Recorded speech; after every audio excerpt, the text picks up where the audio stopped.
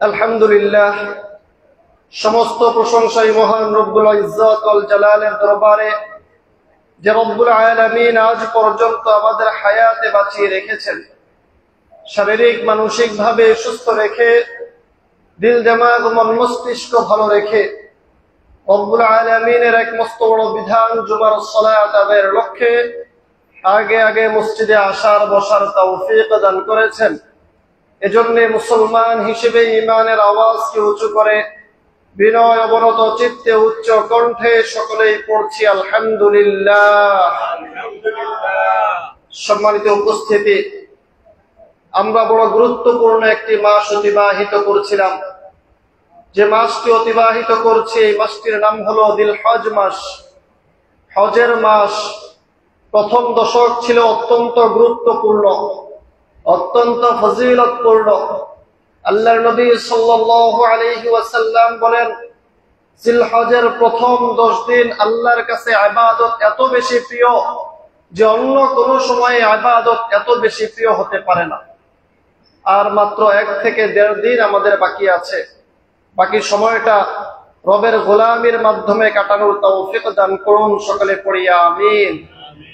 সম্মানিত উপস্থিতি, আমরা যদি আল্লাহ হায়াতে বাঁচিয়ে রাখে, আগামীকাল মুসলিম উম্মার দুটি বৃহত্তম ধর্মীয় উৎসবের অন্যতম একটি উৎসব ঈদুল আজহা উদযাপন করব ইনশাআল্লাহ।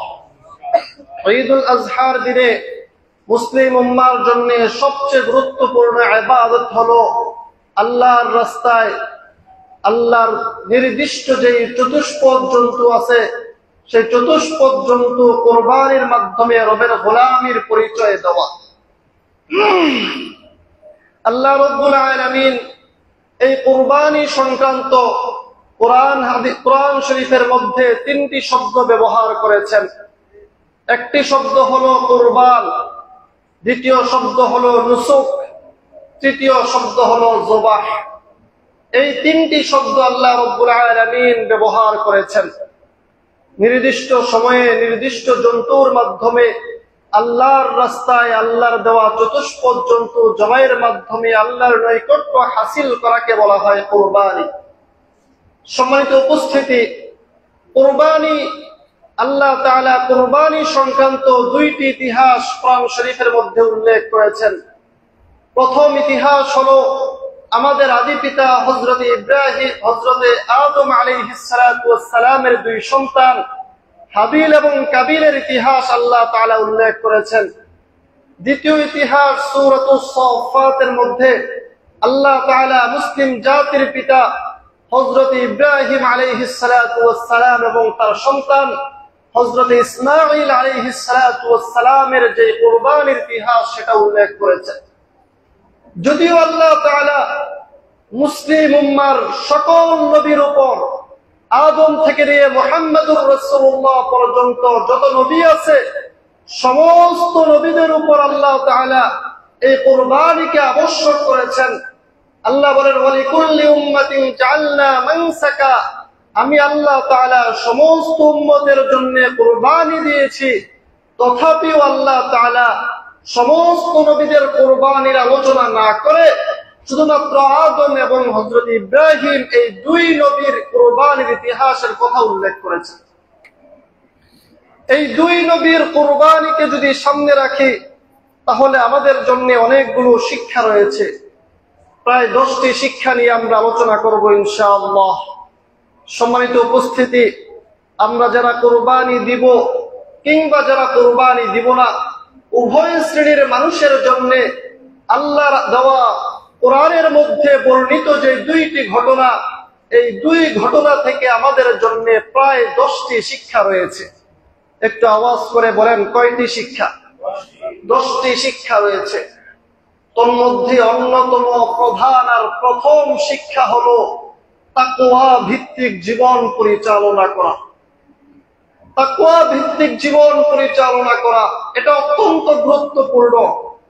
আমার দুনিয়ার যত ইবাদত হতে পারে, আমি যত ইবাদত করি না কেন, সমস্ত ইবাদত গুলো তখন কবুল হবে যখন সে ইবাদত আমি রবের জন্য করব, রবকে খুশি করার জন্য করব। আমি এই যে আগামীকাল কুরবানি উদযাপন করব, শুধুমাত্র যারা মুত্তাকি, যারা তাকওয়া অবলম্বন করবে, যারা আল্লাহকে ভয় করে, শুধুমাত্র তাদের কুরবানিটাই আল্লাহ তাআলা কবুল করবেন। হযরতে আদম আলাইহিস সালাতু ওয়াস সালামের দুই সন্তান যখন কুরবানি করেছিল, তখন হাবিল ডাক দিয়ে বলেছিল, ভাইজান খুব ভালো করে শুনেন, আল্লাহ তাআলা বলেছেন ইন্নামা ইয়াতাকাব্বালুল্লাহু মিনাল মুত্তাকিন। আদম আলাইহিস সালাতু ওয়াস সালাম থেকে নিয়ে আগত উম্মত সমস্ত ব্যক্তিদের জন্য একটাই কথা, আল্লাহ তাআলা ওই সকল ব্যক্তিবর্গের কুরবানি শুধুমাত্র কবুল করবেন যারা হবে মুত্তাকি, যারা হবে তাকওয়াবান, যারা হবে পরহেজগার, আল্লাহ ভীরু মানুষ। আল্লাহ তাআলা শুধুমাত্র তাদের কুরবানিটাই কবুল করবেন।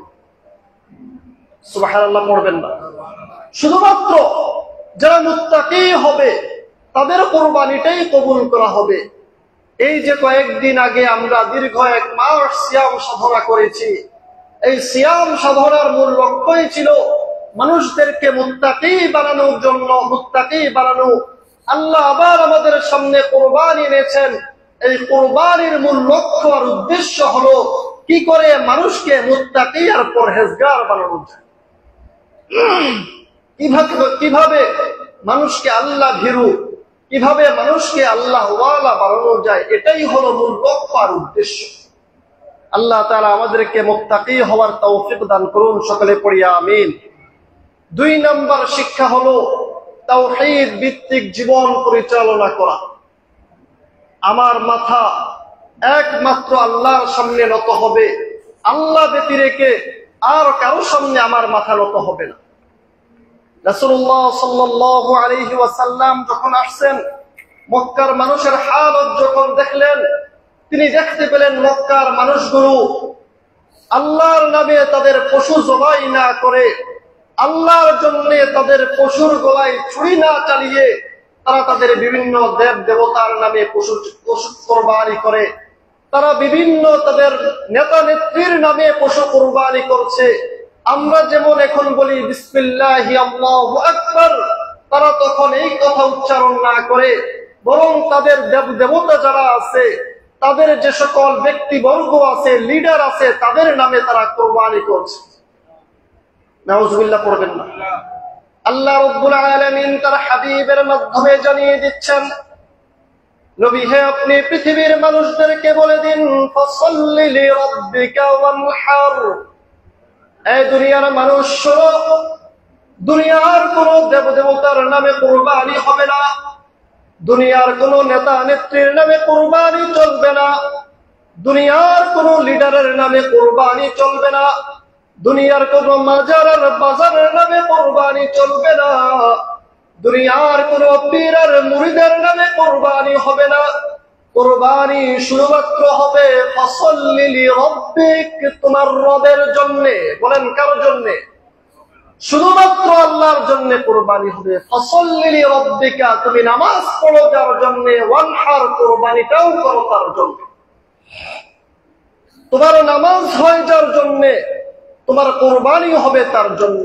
ফাসাল্লি লিরাব্বিকা, তোমার রবের জন্য নামাজ পড়ো, ওয়ানহার, এবং তোমার রবের জন্য কুরবানি করো। কুরবানি হবে একমাত্র কার জন্য বলেন? আল্লাহর জন্য।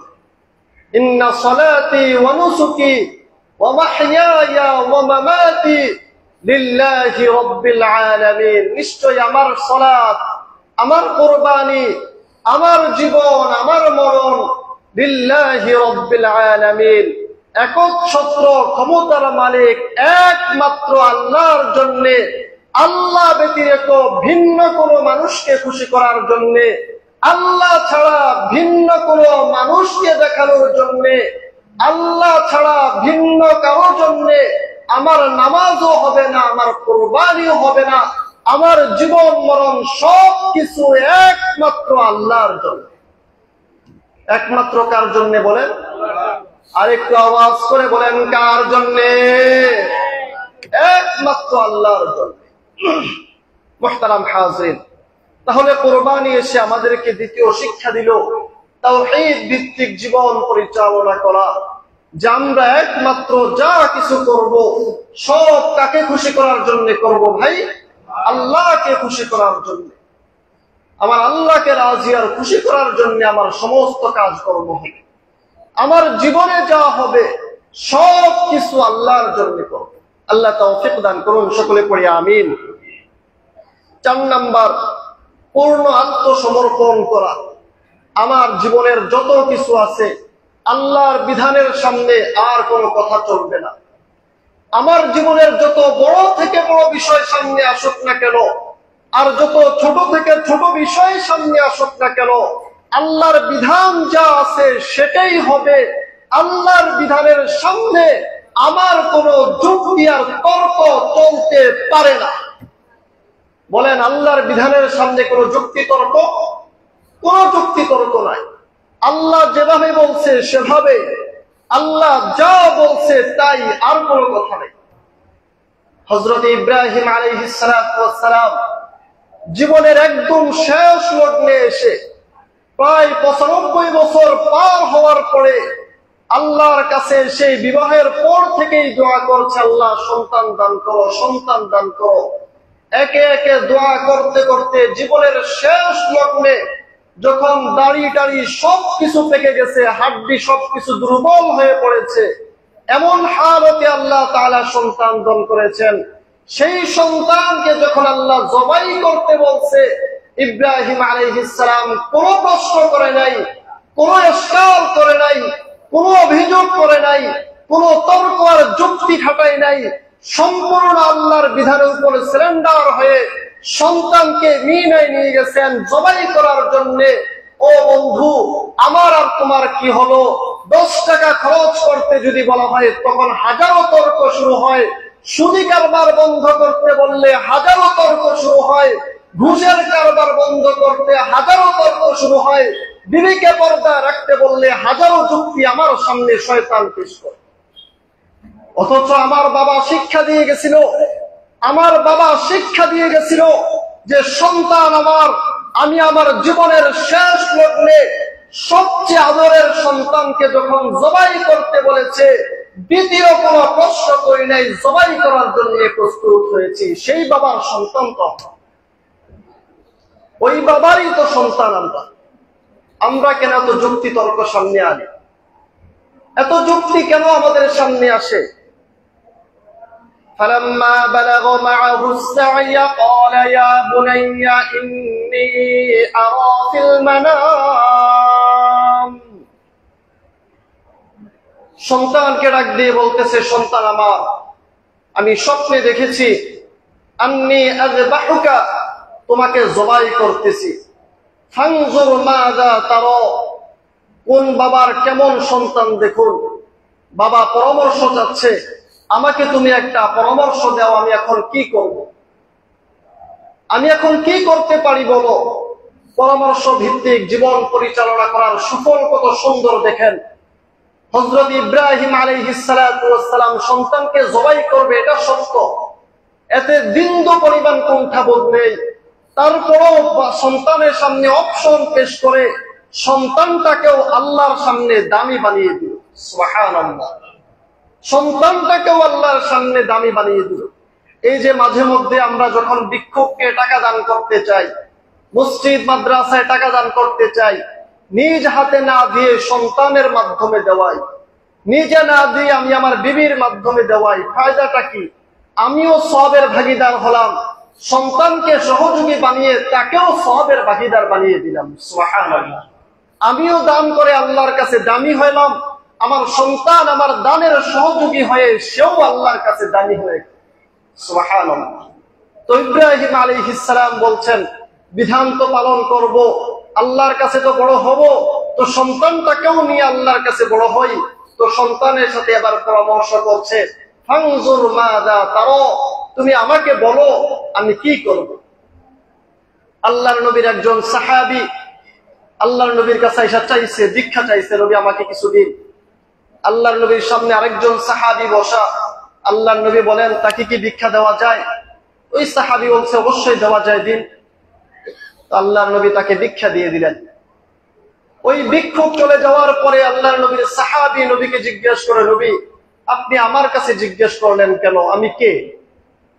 আপনি আমার লিডার, আপনাকে আমি জিজ্ঞেস করব, সেখানে আপনি আমাকে জিজ্ঞেস করছেন কেন? তো আল্লাহর নবী বলেন, তোমাকে যদি জিজ্ঞেস করার কারণে তুমি তো কখনো আমাকে না করবে না, তুমি তো কখনো আমাকে না করবে না, তুমি তো হাই বলবে। তো আমি দান করে যেই পরিমাণ সওয়াব পাইলাম, তুমি আমাকে সমর্থন করে সমপরিমাণ সওয়াব পাইলা, আমিও সওয়াবের ভাগীদার হলাম, তোমাকে সাথে নিয়ে সওয়াব পাইলাম। সুবহানাল্লাহ। তো হযরত ইব্রাহিম আলাইহিস সালাম বলছেন, সন্তান আমার, ফানজুর মাযা তারা, স্বপ্নে যা দেখেছি এই ব্যাপারে তোমার পরামর্শ কি বলো। সন্তান একদম নির্ভয়ে বাবাকে ডাক দিয়ে বলছে, ক্বালা ইয়া আবাতি ইফআল মা তু'মার, ও বাবা আমার, তুমি যা স্বপ্নে দেখেছো সেটা পালন করে ফেলো, বিন্দু পরিমাণ দেরি করিও না। সুবহানাল্লাহ। তো হযরত ইব্রাহিম আলাইহিস সালাম সেও আল্লাহর কাছে দামি হয়ে গেল, তার সন্তানটাকেও আল্লাহর কাছে দামি বানিয়ে ফেললেন। সুবহানাল্লাহ। এজন্য যখন যে কাজ করি সন্তান স্ত্রীদেরকে নিয়ে পরামর্শ করে তারপরে কাজ করব ইনশাআল্লাহ। আল্লাহ তৌফিক দান করুন, সকলে পড়ি আমিন। ঠিক আছে, যতটুকু করি আল্লাহ তাআলা আমরা আমাদের পরিবার নিয়ে কাজ করব ইনশাআল্লাহ। আল্লাহ তৌফিক দান করুন, সকলে পড়ি আমিন। 5 নাম্বার, এই কুরবানি আমাদেরকে আত্মত্যাগ শিক্ষা দেয়। বলেন, এই কুরবানি আমাদেরকে কি শিক্ষা দেয়? আত্মত্যাগ শিক্ষা দেয়। হযরত ইব্রাহিম আলাইহিস সালাম তার সন্তানকে আল্লাহর রাস্তায় কুরবানি করেছেন। আল্লাহ তাআলা সেই বিধানকে আমাদের সামনে উপস্থাপন করে আমাদের অর্থের ত্যাগ চান। আল্লাহ তাআলা সেই বিধান আমাদের সামনে উপস্থাপন করে আমাদের জন্তু যেই পশুকে আল্লাহর রাস্তায় কুরবানি করি, কুরবানিকৃত পশুর যেই মাংস আছে সেই মাংস আমাদের গরীব আত্মীয় স্বজন আর ভিক্ষুকদের মাঝে বিতরণ করে সেই আত্মার ত্যাগটা আল্লাহ তাআলা আমাদের কাছে চান। আল্লাহ তাআলা সেই আত্মত্যাগ আমাদেরকে শিক্ষা দেন। আল্লাহ তাআলা বলছেন, لن تنالوا البر حتى تنفقوا مما تحبون وما تنفقوا من شيء فإن الله به عليم। আল্লাহ বলেন, ওই দান আল্লাহ তাআলার কাছে সবচেয়ে বেশি প্রিয়, ওই দান আল্লাহ তাআলার কাছে সবচেয়ে বেশি গ্রহণযোগ্য। তোমাদের ওই ব্যয়টা, ওই আত্মত্যাগটা আল্লাহর কাছে সবচেয়ে বেশি প্রিয়, যে জিনিসটা তোমাদের কাছে বেশি প্রিয়। তোমরা যেটাকে বেশি মহাব্বত করো, ওই জিনিসটা যদি আল্লাহর রাস্তায় খরচ করো তাহলে সেটা আল্লাহর কাছে বেশি প্রিয়। হযরত ইব্রাহিম আলাইহিস সালামের সন্তান আল্লাহর কাছে সবচেয়ে প্রিয় ছিল। আমার অর্থ সম্পদের বিপরীতে আমার সন্তান আমার কাছে সবচেয়ে বেশি প্রিয়। হযরত ইব্রাহিম সেই কাজটা করেছেন, তার বিপরীতে তার সন্তানদের কাছ থেকে শুধুমাত্র অর্থের খরচটা আল্লাহ চেয়েছে, অর্থ ব্যয় করাটা চেয়েছে। যদি আল্লাহ আমাকেও আমার সন্তান কুরবানি করতে বলতেন, আমার কিছুই করার ছিল না, সন্তানকেই কুরবানি করতে হতো। কিন্তু আল্লাহ সেটা না করে আমার কাছে আমার অর্থটা চেয়েছেন, আমার কাছ থেকে আমার নির্দিষ্ট পরিমাণে একটা অঙ্ক চেয়েছেন। যদি সেটাও না করি, আমার চাইতে কপাল পোড়া গোলাম আল্লাহর জমিনে একটাও নেই।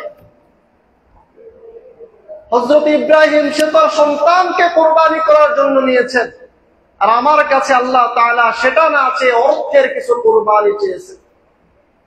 সেই অর্থ খরচ করে যখন আমি আমার বাড়িতে গোশত জমা করলাম, সেই গোশতের কিছু কুরবানি আল্লাহ চেয়েছেন।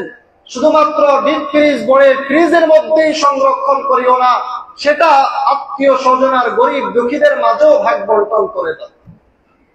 আল্লাহ তাআলা তৌফিক দান করুন, সকলে পড়ি আমিন। 6 নম্বরে, আদর্শ পরিবার গঠন করা। একটা ইসলামী কালচারে গড়ে উঠে এমন একটা পরিবার গঠন করা।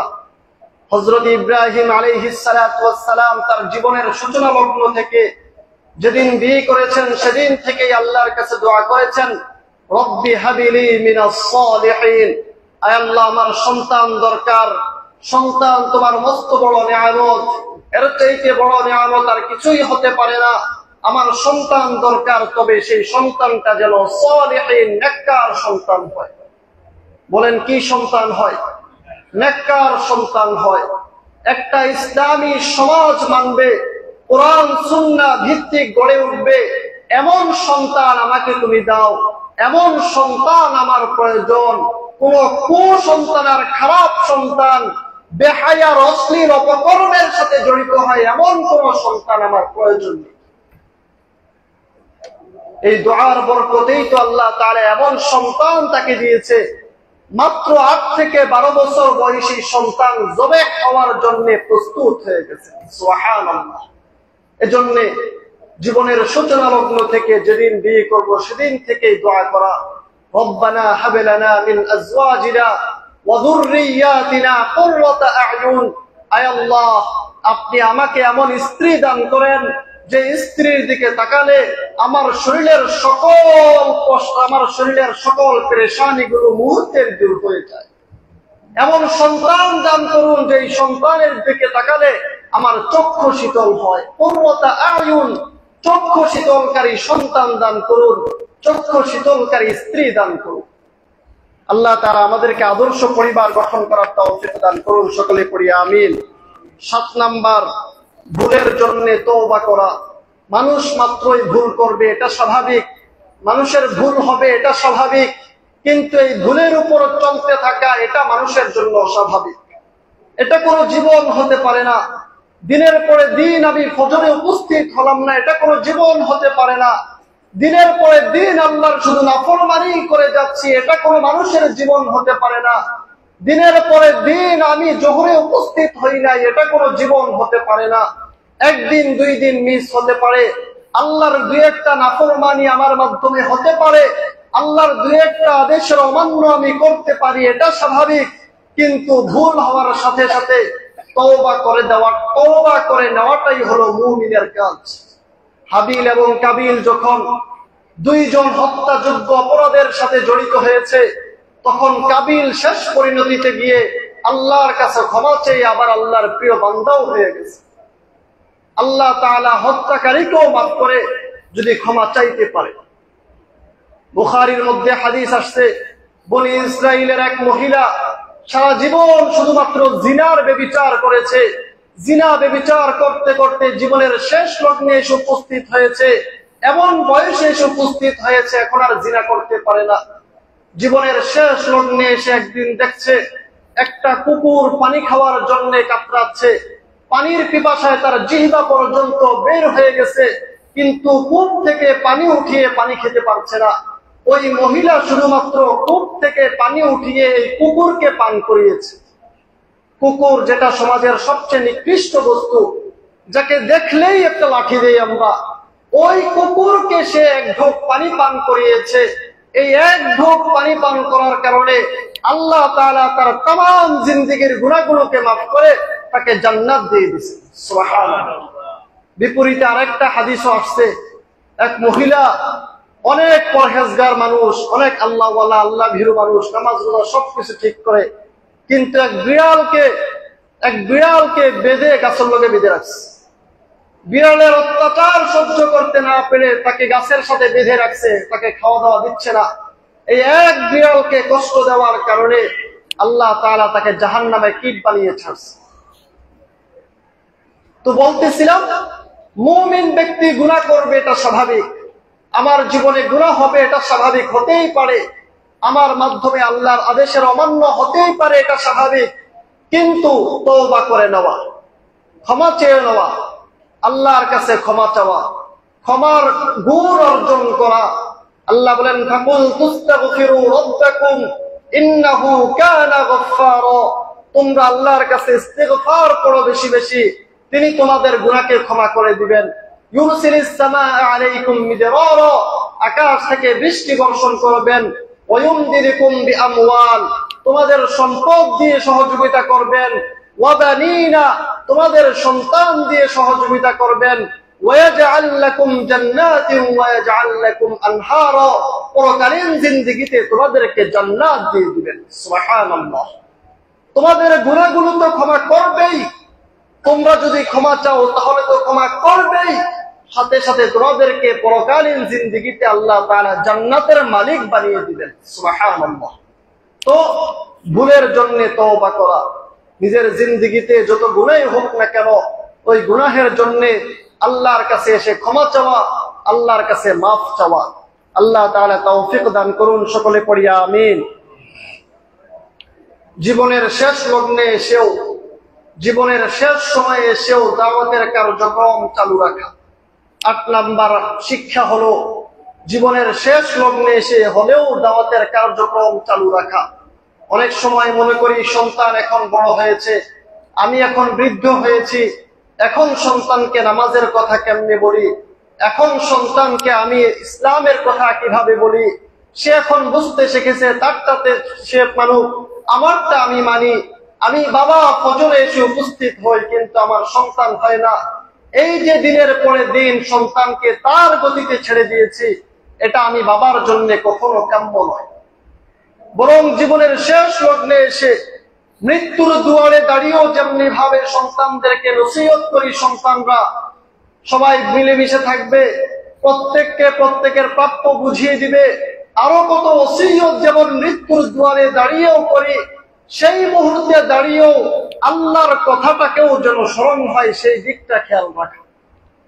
সন্তানকে চাকরি বাকরির জন্য যখন পাঠাই, সন্তানকে যখন আমি আমার ঘর থেকে বের করি, তো অনেক ধরনের নসিহত তাকে করি।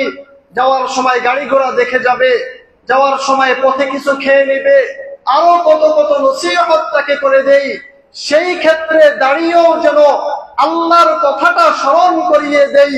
যেখানেই আজান হবে গাড়ি থেকে নেমে নামাজটাও তুমি পড়ে নিবে। হাবিল এবং কাবিলের ঘটনা আমাদেরকে এটাই শিক্ষা দেয়। হাবিল যখন কাবিলকে হত্যা করার জন্য হাতকে সম্প্রসারিত করেছে, লাইম বাসাত্তা ইলাইয়া ইয়াদাকা লিতাকতুলানি মা আনা বিবাসিতি ইয়াদিয়া ইলাইকা লিআকতুলাক, তুমি যদি তোমার হাতকে আমার দিকে সম্প্রসারিত করো হত্যা করার জন্য, আমি তোমাকে হত্যা করব না। কারণ হলো ইন্নী আখাফুল্লাহ রাব্বাল আলামিন, আমি বিশ্ব জগতের প্রভু আল্লাহকে ভয় করি। না জানি তোমাকে হত্যা করতে গিয়ে কোনো জুলুম হয়ে যায়, তোমাকে মারতে গিয়ে কোনো জুলুম হয়ে যায়, যে জুলুমের কারণে আল্লাহর আদালতে আমাকে দাঁড়াতে হয়, সেই আল্লাহকে ভয় করে তোমাকে আমি কিছুই করব না। মৃত্যুর দুয়ারে দাঁড়িয়েও সে আল্লাহর ভয়কে সামনে রাখতে ভুল করে নেই। এজন্য আমাদেরকেও মৃত্যুর দুয়ারে দাঁড়িয়েও আল্লাহকে ভয় করা। আল্লাহ তৌফিক দান করুন, সকলে পড়ি আমিন। ৯ নাম্বার আল্লাহর নৈকট্য হাসিল করা। কোরবানির মূল লক্ষ্যই হলো, কোরবানির আভিধানিক অর্থই হলো নৈকট্য অর্জন করা, আল্লাহর গুণ অর্জন করা, আল্লাহর ভালোবাসা অর্জন করা। সেই আল্লাহর ভালোবাসা যেন অর্জন হয়, আল্লাহর ভালোবাসা যেন অর্জন করতে পারি। নিজের পশুকে জবাই করার সাথে সাথে আমার হৃদয়ের ভিতরে যত পশুত্ব আছে, আমার হৃদয়ের ভিতরে যত পশুর আচরণ আছে, সমস্ত আচরণগুলোকে দূর করে, সমস্ত আচরণগুলোকে জবাই করে আমি যেন একজন মানুষের মতো মানুষ হয়ে চলতে পারি, সেই শিক্ষা অর্জন করি। আমার ভিতরেও পশুর গুণ আছে।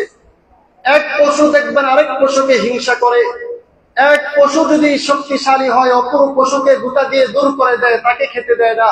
এই হিংসার গুণ আমাদের সকলের ভিতরে আছে।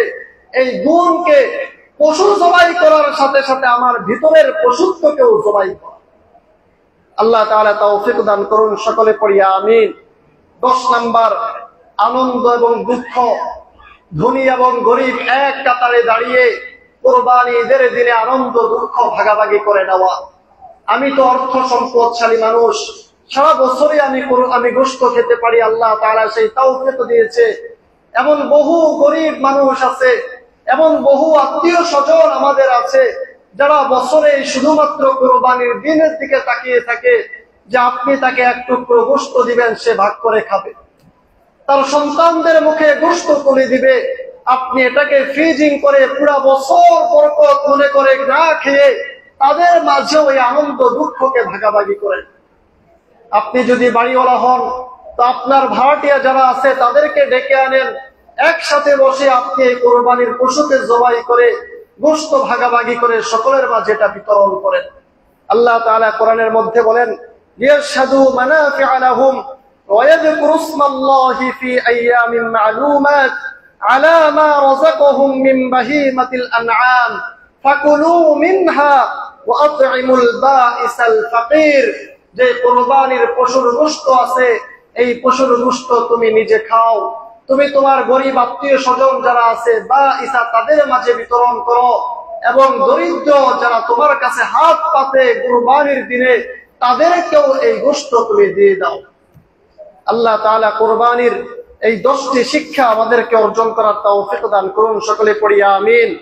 সম্মানিত উপস্থিতি, আগামীকাল পবিত্র ঈদুল আজহা। ঈদুল আজহার কিছু সুন্নাহ রয়েছে, 12টি সুন্নত আমরা পালন করে ইনশাআল্লাহ ঈদগাহে আসবো। 1 নাম্বার, অন্য দিনের তুলনায় এই দিনে আগে আগে ঘুম থেকে জাগ্রত হয়ে ফজরের নামাজ আদায় করা। 2 নাম্বার, মিসওয়াক করা। 3 নাম্বার, গোসল করা। 4 নাম্বার, শরীয়ত সম্মত সাজসজ্জা করা। শরীয়ত যেভাবে বলেছে সেভাবে পুরুষদের জন্য হাতে মেহেদি দেওয়া জায়েজ আছে? কথা বলেন, জায়েজ আছে? এই কাজ তো আপনারা সবাই করবেন কালকে, এই কাজ তো সবাই করবেন। আমার এক ওস্তাদ ছিল, সে এক মসজিদের ইমাম ছিল। ঈদের দিন কোন পুরুষের হাতে যদি মেহেদি দেখতো, পিড়ানি শুরু করে দিত তখনই, তারপরে যা হওয়ার হবে ইনশাআল্লাহ। তো পুরুষের জন্য মেহেদি দেওয়া হারাম। তারপরে ঈদের দিনে আমরা এমন টাইট ফাইট পোশাক পরিধান করি যে আমার ভিতরে কি আছে সবকিছু দেখা যায়, সবকিছু বোঝা যায়। এই পোশাক পরার দরকার কি ছিল? পুরুষ নারীর পোশাক পরবে না, নারীও পুরুষের পোশাক পরবে না। শরীয়ত সম্মত সাজসজ্জা করা। 5 নাম্বার, সামর্থ্য অনুপাতে উত্তম পোশাক পরিধান করা। নতুন পোশাক পরতেই হবে বিষয়টা এমন নয়, বরং আমার ঘরে যেটা ভালো আছে, আমার ঘরে যেটা উত্তম সেটাকে পরিধান করা। 6 নাম্বার, সুগন্ধি ব্যবহার করা। 7 নাম্বার, ঈদুল আজহার সময় ঈদগাহে আসার সময় কিছু না খেয়ে ঈদের নামাজ পড়ে নিজের পশু কুরবানি করে সেই পশুর গোশত আগে ভক্ষণ করা। 8 নাম্বার, সকাল সকাল অতি তাড়াতাড়ি ঈদগাহে যাওয়া। 9 নাম্বার, ঈদের নামাজ যদি সম্ভব হয় ঈদগাহে আদায় করা, অন্যথায় যেই মসজিদে আপনি আছেন সেই মসজিদে আদায় করা। 10 নাম্বার, যেই রাস্তায় ঈদগাহে আসবেন ভিন্ন রাস্তায় ঈদগাহ থেকে ফিরা। 11 নাম্বার, পায়ে হেঁটে ঈদগাহে যাওয়া। 12 নাম্বার, ঈদগাহে যাওয়ার সময় উচ্চ স্বরে তাকবীর বলতে বলতে যাওয়া। আল্লাহু আকবার, আল্লাহু আকবার, লা ইলাহা ইল্লাল্লাহ, আল্লাহু আকবার, আল্লাহু আকবার, ওয়ালিল্লাহিল হামদ। আজকে ফজর থেকে এই তাকবীর শুরু হয়েছে, মঙ্গলবার আসর পর্যন্ত এই তাকবীর চলবে। আজকে ফজর থেকে 9 তারিখ ফজর থেকে শুরু হয়ে 13 তারিখ আসর পর্যন্ত মোট 23 ওয়াক্ত প্রত্যেক ফরজ নামাজের পরে পুরুষদের জন্য উচ্চ আওয়াজে, মহিলাদের জন্য নিম্ন স্বরে এই তাকবীর একবার পড়াটা ওয়াজিব। এই তাকবীর একবার পড়া কি বলেন ভাই? ওয়াজিব। আমরা আমাদের পরিবারকে জানিয়ে দিব, যারা এই নামাজ পড়ে নামাজের পরে যদি এই তাকবীরটাকে পড়ে নেয়। আল্লাহ তাআলা আমল করার তৌফিক দান করুন, সকলে পড়ি আমিন। সর্ব